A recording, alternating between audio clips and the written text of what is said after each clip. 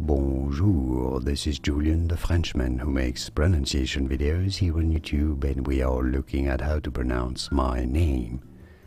Many of you have asked how it is to be said actually. I often say in English that my first name is Julien, which it is, but it is the French version of Julien, which is spelled with an E. How do you say it? Well, in French it is said as Julien, Ju, so a J sound and then a U sound, which is very French for the letter U. Julien, Julien, and then Miquel, so this is Miguel but with a G. So the sounds of Q and U make the sound of a K essentially, so Miquel.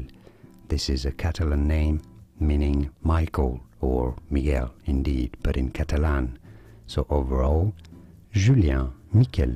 Julien Miquel is my name. And now you know some interesting and fun videos for you if you want to learn more about me.